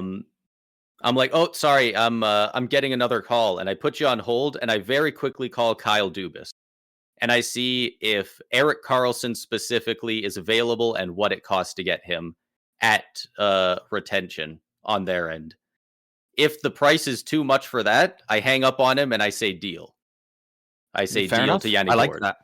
I like If that. I don't even think it's you're looking for a defenseman. I think you're looking for an Erik Karlsson. If Erik Karlsson isn't a star, then you go for a Yanni Gourde type, yeah.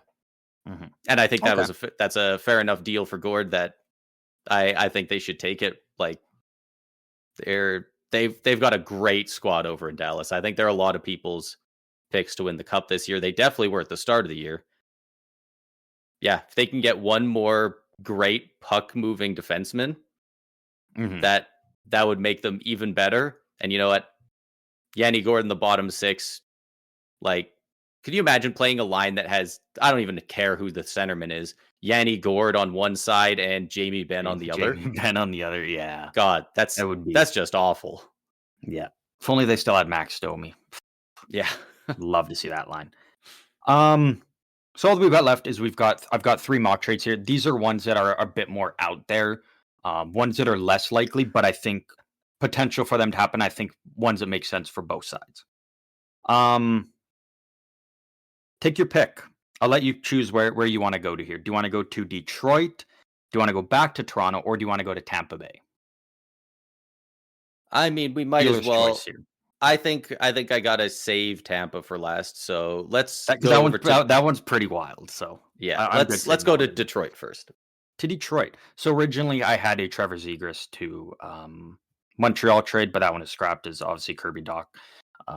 Being injured, I just don't think Anaheim would take a risk on him now that he's got another knee injury. So I scrapped that one.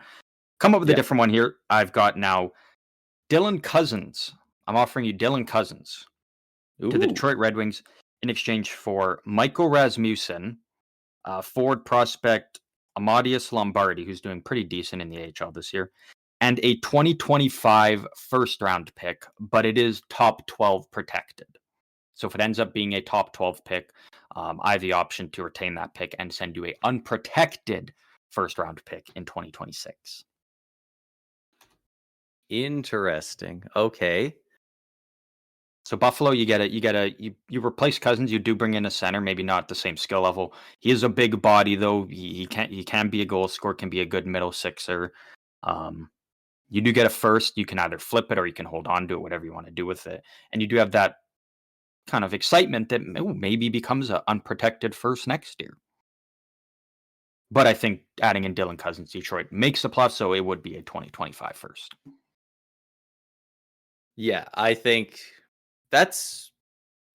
I don't think the Red Wings really want to move on from Rasmussen very much. He's got 4 years left at 3.2, so like he's not costing much, but Dylan Cousins is a very enticing prospect to bringing him in and him being the second line center. Like that would be pretty nice because that means like there's not really a guy that like you don't move over to the wing. So unless you're bringing him in and putting him at the second or the third line center role, like if you are putting him at that second line, that means JT Compher is now your third line center, and that's real nice depth to have. Like that Yeah. immediately boosts the team quite a bit.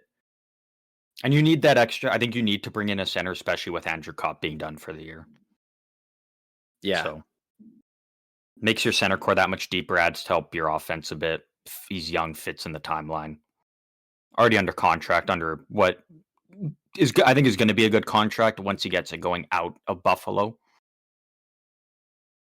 I think, and it was, sorry, what was I giving up? I was giving up a first this year, top 12 protected. I was giving up Rasmussen, and then was it just a prospect? Yeah.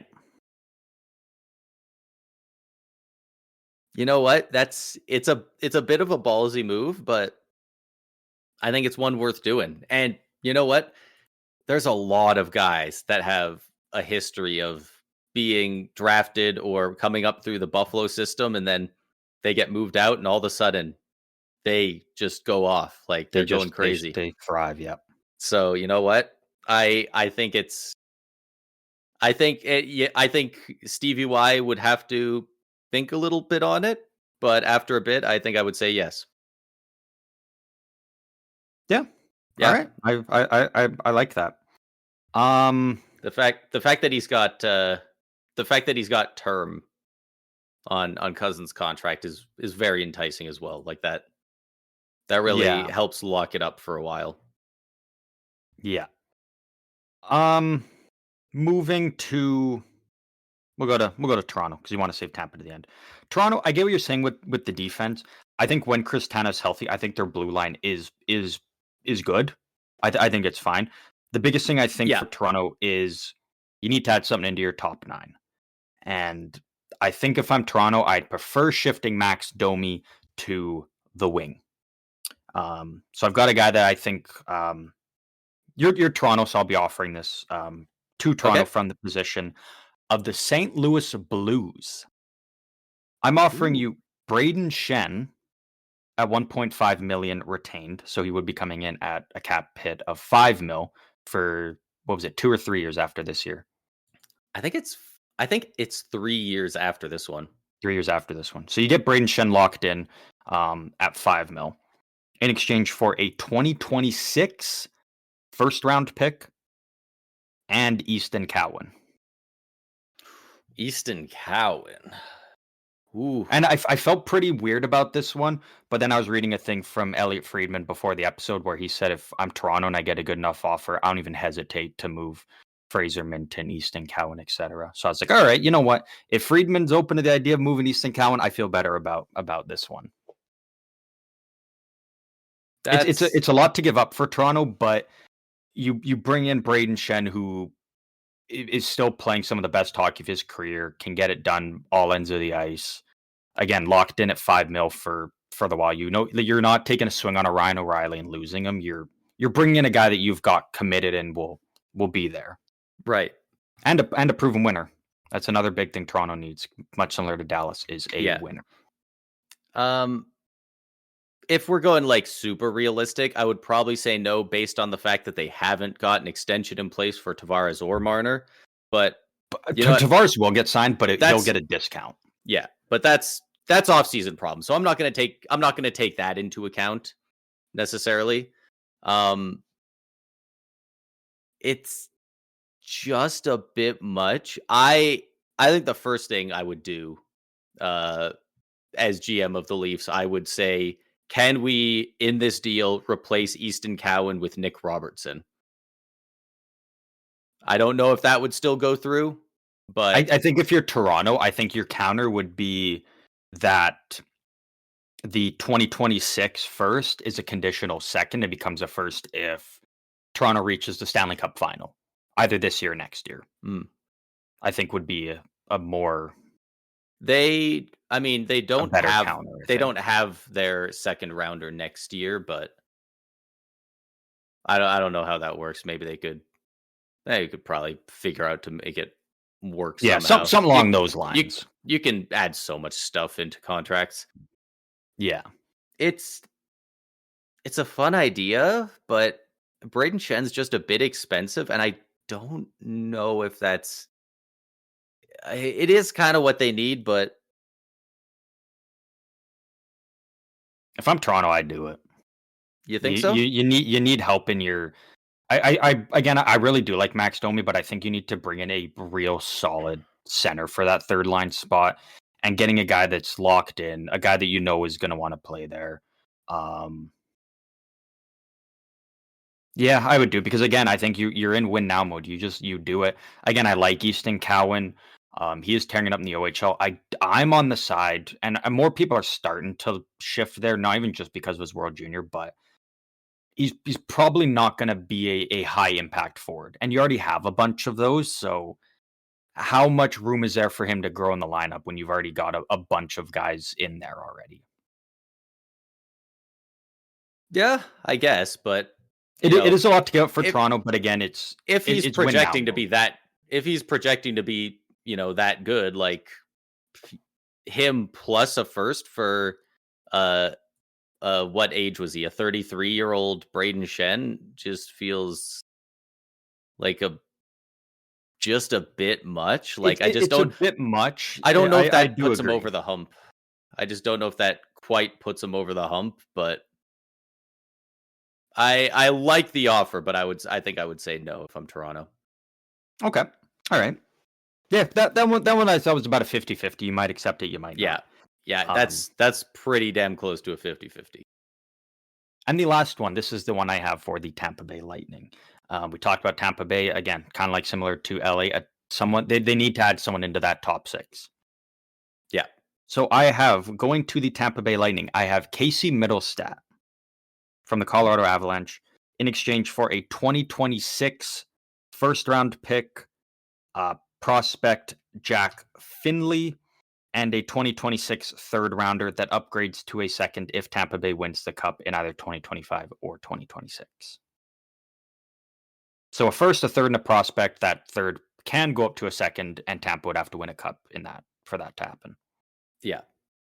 Yeah. Honestly, like just in general, if I'm a GM, any contract or any conditions on a pick that says like this gets upgraded if you win a cup, I don't even really factor that in on my end.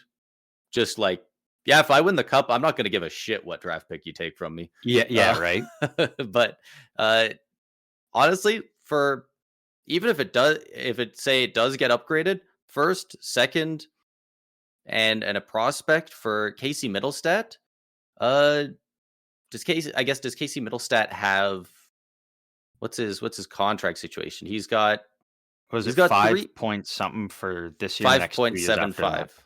Yeah, Yeah. 5.75 for 3 years. If I'm Tampa, I'm not loving that cap hit a ton. It's not bad, but it's a bit much. It's a bit much, but then you also think like it probably looks like a great contract when you slot him in and with Tampa's top 6. Yeah, He probably outperforms that contract just because of who he'd be playing with. yeah. I think I would probably do it if I'm Tampa. Um, I might try and build on it.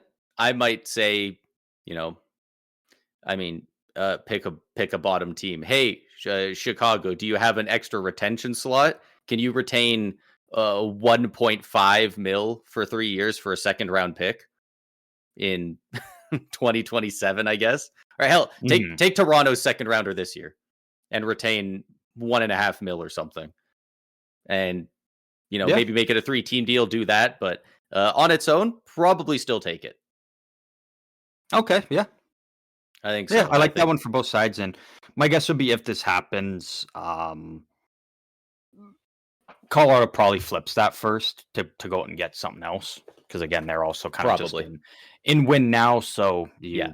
you That take that similar to what Vancouver did when they got their first from the Rangers. You just flip it and you bring in and fill whatever hole you need. Yeah, that's why you get Chicago or whoever else will to retain, and you know don't even bother asking the Avs because they're not going to want to. They're not Yeah, retaining. no, they won't retain no. But that is the end of the mock trades. There, we'll see if anything like that comes close. We'll see if any of those players go to those respective teams, or if they do get traded, are the returns similar? I'm very curious to see with that.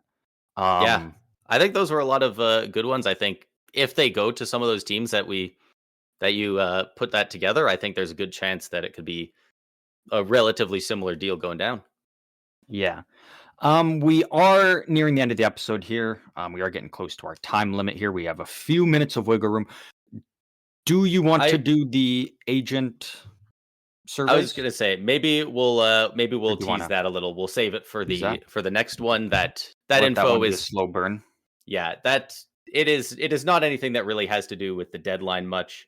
It's not info that's gonna age differently if we do it on the next episode. So I think we're fine to leave that for Let the that next one one. simmer. Yeah. Yep. Sounds good. But that will be the conclusion of this episode then. Our 2025 NHL trade deadline preview. It will not be the last we're talking about the trade deadline, as I'm sure there probably will be a move made or two made over the weekend. We will have that to talk about earlier next week, and then we'll have more trades and rumors to discuss in next episode, along with more of the latest news around the league, as there always is. So, and then that'll be it because by the next episode that will be out, we'll probably have more info on how we're going to do it. Come Tuesday's episode is again, our regular episodes do come out on Fridays. But that is when the trade deadline is taking place. So I don't know. Maybe we'll have a maybe regular episode on Friday that'll come out, or maybe we'll wait and do a little bit of a later upload once the trade deadline's concluded. We don't know, but we'll figure that out at some point. I'm sure, right? Yeah, I think it'll probably be yeah, either a late Friday upload for the deadline or an early one on the Saturday. Kind of depending on how that goes and how much news comes out and when we can do that. So Yeah. it'll probably be a little bit later next week just so we can fully cover the entire trade deadline in that episode. But that will wrap up everything for this episode. We do thank everybody for tuning in and listening to this one. Hope you really enjoyed as much as we did. It is always fun to talk about trades, and this is one of the best times of the year. Trade deadline season. Braden, final thoughts. Final thoughts. Let's see. Let's bring up some of these teams. You know what? We talked about them, geez, over an hour and a half ago at this point. But you know what? Mikko Rantanen, he's going to make some big money on a contract signing sometime soon. And I think he's going to get it done in Carolina. Thinks it's going to get done in Carolina. I'm very curious to see how that situation plays out, as we have not seen one like this in quite some time. But that will wrap up everything for this episode. Once again, hope you guys all enjoyed. If you want to join in on the hockey talk, if you want to send in any of your mock trades to us where we can review them in Tuesday's episode next week, feel free to do so. Messaging us, tagging us, adding us, sexting us through any of our socials. They are down below. Description across all episodes, across all platforms. Click the link, come over, talk hockey, let us know, because we will feature you in the next episode if you have a mock trade that we like, if we think it's reasonable. Someone did send me a Connor Bedard to Vancouver, and it was a fucking disaster of an offer. So we're not even doing that one. So send us a reasonable offer, and we will for sure cover it. But that will wrap up everything for this episode. Once again, hope you guys all enjoyed. And as always, we will see you guys out on the ice on Tuesday next week.